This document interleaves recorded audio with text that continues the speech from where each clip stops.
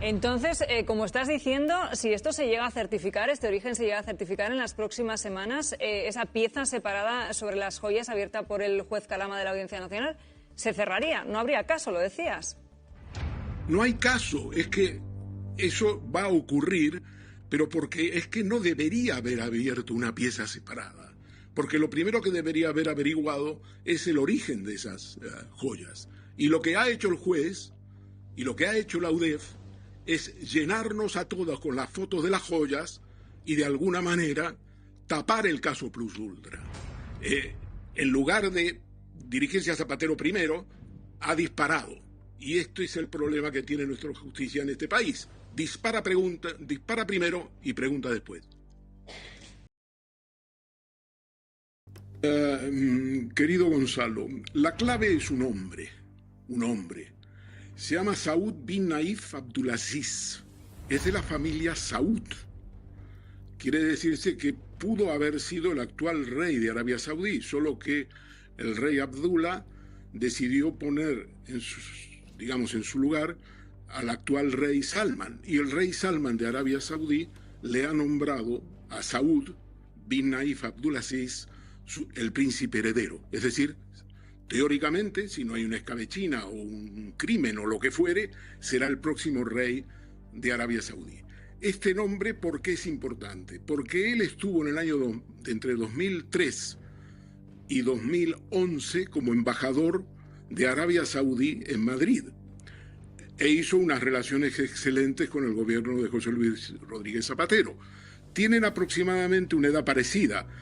Saud es un poco más joven, 62 años, Zapatero tiene 66, y el 19 de junio, que es a lo que voy, el 19 de junio del 2007, en el marco de la visita del rey Abdullah, que fue una visita espectacular a España, que duró 2 días, pero fueron intensísimos, donde se le dio el toisón de oro, donde Alberto Ruiz Gallardón le dio las llaves de la ciudad de Madrid.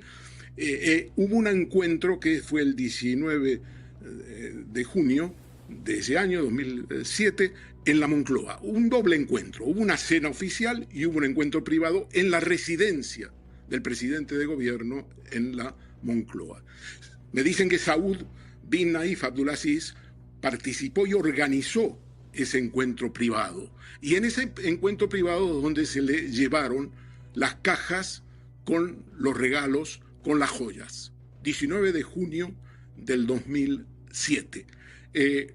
Las gestiones que se están haciendo en Arabia Saudí son fundamentalmente con Saud bin Naif Abdulaziz, que en este momento, desde que dejó España, es nada menos que el gobernador de la región oriental de Arabia Saudí, que es la más rica en petróleo, próxima a Kuwait, en fronteras con Kuwait y otros países.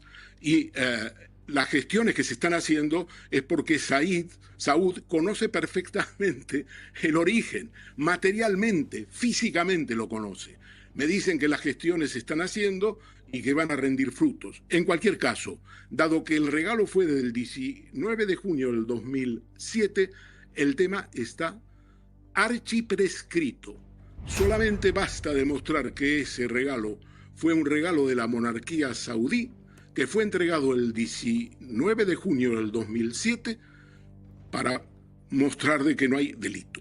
O sea, entiendo, Ernesto, que lo que podría suponer esta noticia, esta noticia que publicas tú hoy, que nos estás contando aquí hoy en exclusiva en Malas Lenguas, pero que Zapatero ya estaría trabajando en que eso está absolutamente prescrito por ser del año 2007.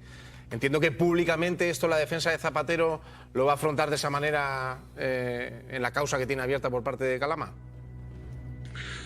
En la respuesta a Javier Ruiz, a la entrevista que le realizó Javier Ruiz, él no habló de prescripción, porque no habló en realidad, no hizo ninguna precisión sobre ningún tema. Creo que fue de muy mala gana esa entrevista, de alguna manera sintió que debía darla y por lo tanto no precisó nada. Pero él dijo una cosa, eso ocurrió hace muchos años. Y esto lo que quiere decir es que está prescrito. Pero bueno, yo estoy absolutamente convencido de que está prescrito porque el regalo se hizo en esa reunión privada en la residencia que ocupaba Zapatero en la Moncloa, 19 de junio del 2007. Y Saud Saud bin Naif Abdelaziz, es un testigo de cargo. No quiere decirse que va a venir aquí a declarar, pero me da la impresión de que se están haciendo gestiones para que este hombre, que es un príncipe muy importante en Arabia Saudí, prácticamente es el príncipe heredero, según la decisión de Salman.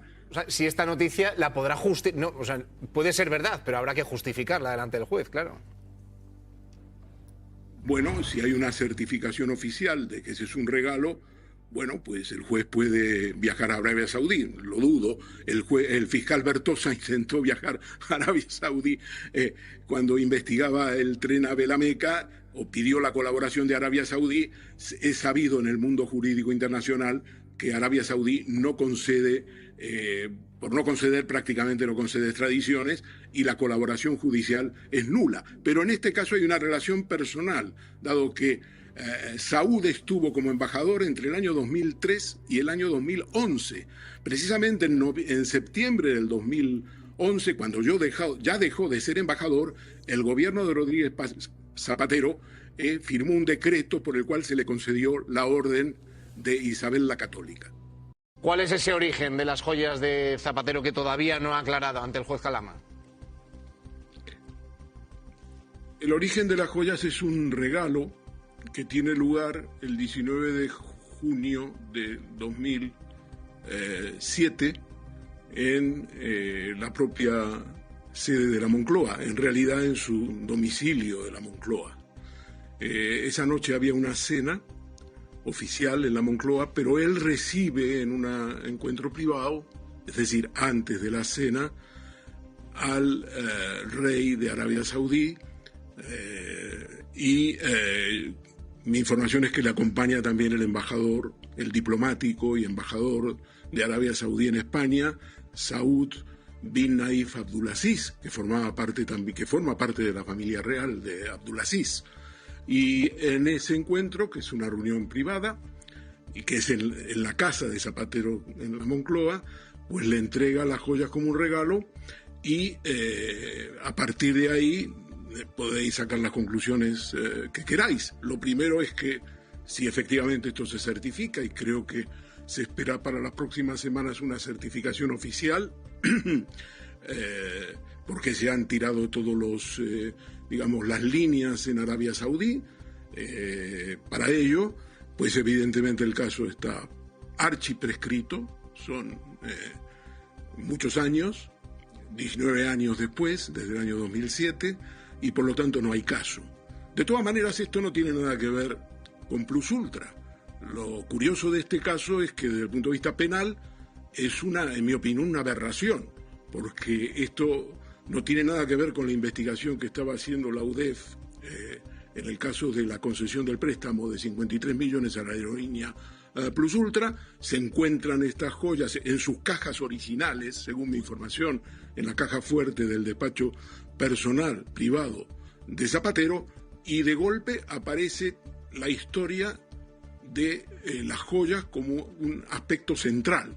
Esto me recuerda, y es la reedición, porque es un método que es recurrente en España, la historia de los de Ábalos y de Aldama y de Coldo, en el sentido siguiente.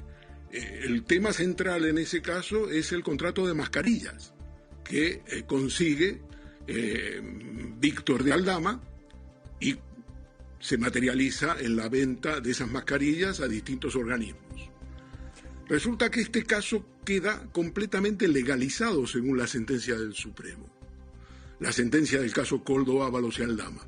Y en realidad lo que pasa es que el tema central lo ocupa Jessica, la amante de Ábalos. ¿Qué relación tiene Jessica con las mascarillas? Cero relación, ninguna. Pero se toma a Jessica como el aspecto central de la sentencia del Supremo. Aquí lo que tenemos en la investigación es que las joyas, que no tienen nada que ver con Plus Ultra, son del año 2007 y eso se certificará. Resulta que ocupan telediarios, periódicos, y se convierten en el centro del caso Plus Ultra.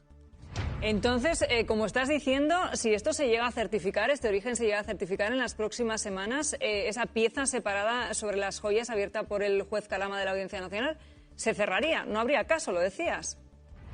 No hay caso, es que eso va a ocurrir, pero porque es que no debería haber abierto una pieza separada. Porque lo primero que debería haber averiguado es el origen de esas joyas. Y lo que ha hecho el juez y lo que ha hecho la UDEF es llenarnos a todos con las fotos de las joyas y de alguna manera tapar el caso Plus Ultra. En lugar de dirigirse a Zapatero primero, ha disparado. Y este es el problema que tiene nuestra justicia en este país. Dispara primero y pregunta después.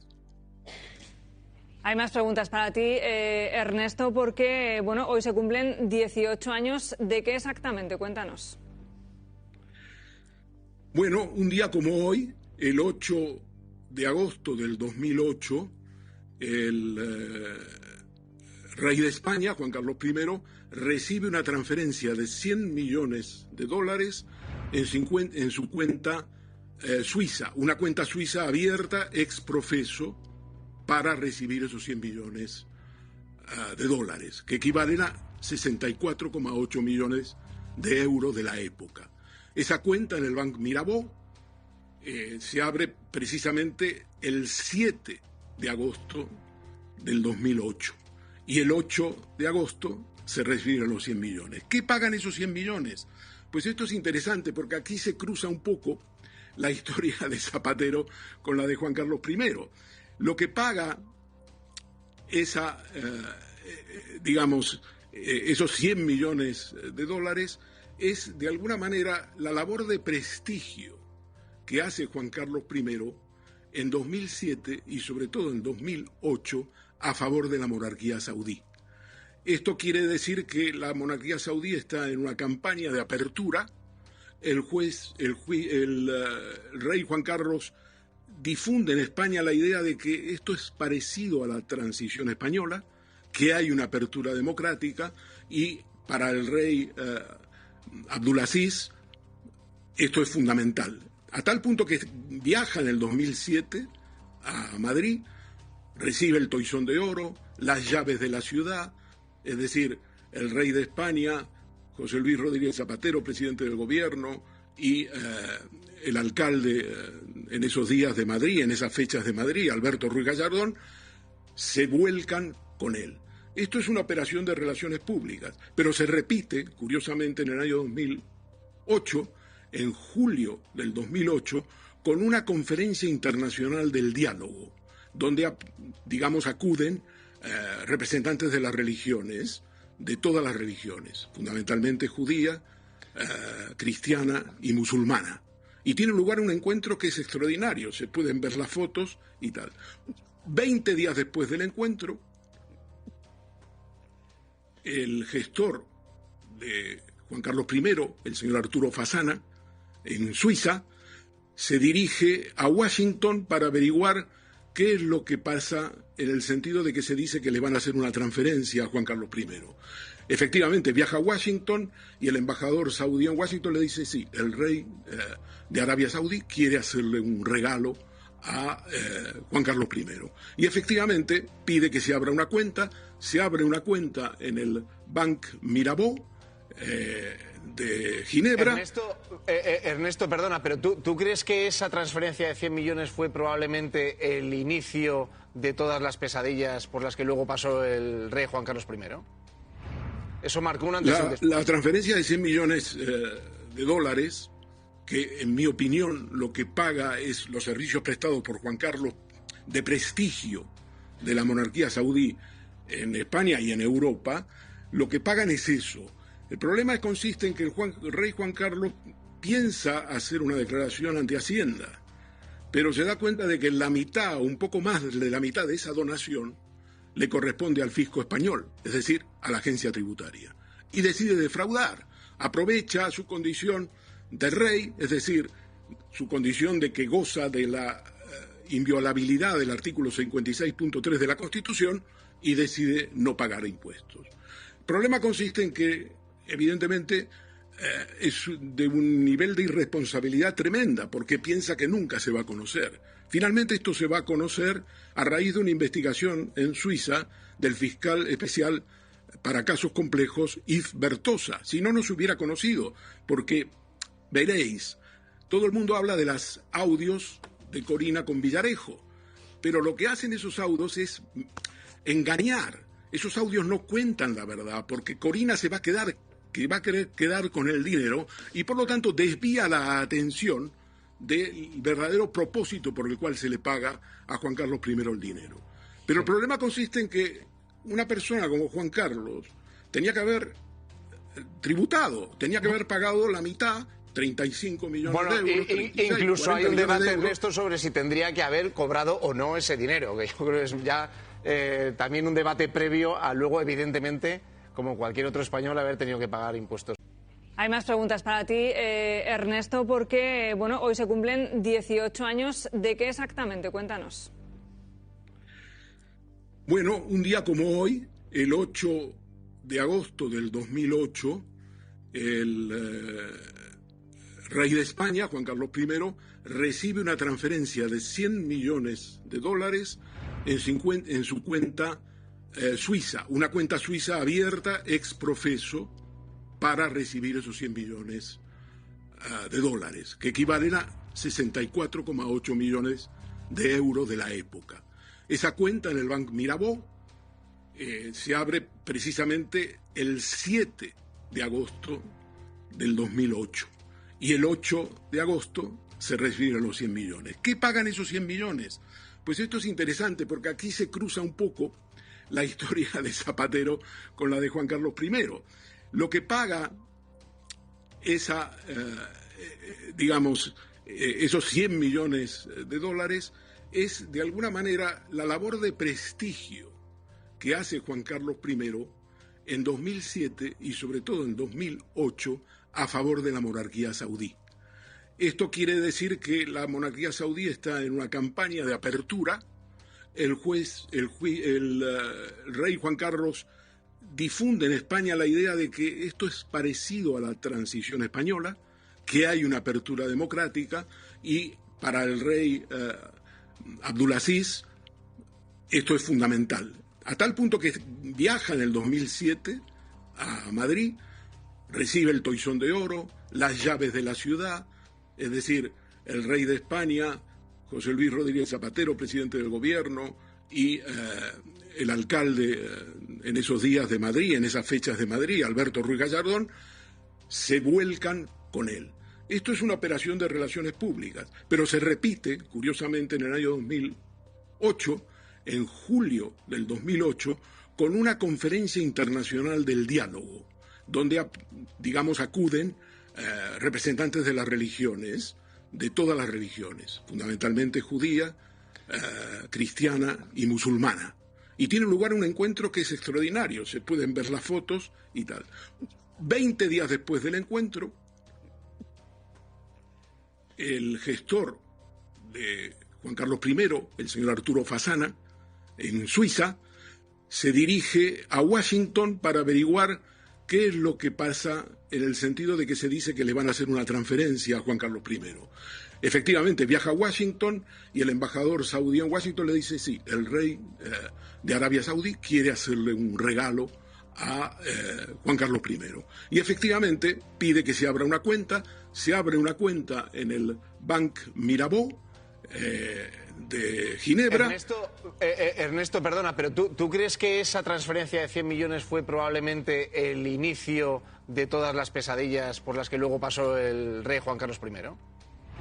Eso marcó un antes y un después. La transferencia de 100 millones de dólares, que en mi opinión lo que paga es los servicios prestados por Juan Carlos de prestigio de la monarquía saudí en España y en Europa, lo que pagan es eso.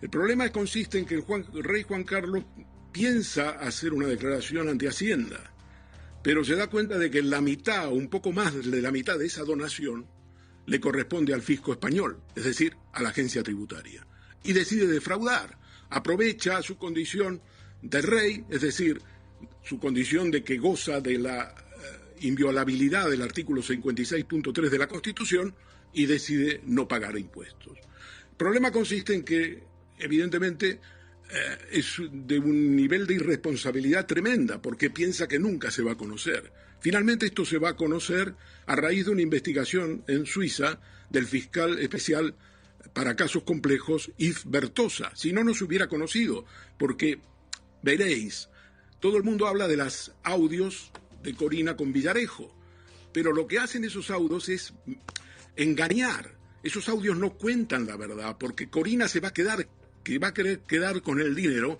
y por lo tanto desvía la atención del verdadero propósito por el cual se le paga a Juan Carlos I el dinero. Pero el problema consiste en que una persona como Juan Carlos tenía que haber tributado, tenía que haber pagado la mitad, 35 millones de euros. 36, incluso hay un debate, Ernesto, esto sobre si tendría que haber cobrado o no ese dinero, que yo creo que es ya también un debate previo a luego, evidentemente, como cualquier otro español, haber tenido que pagar impuestos.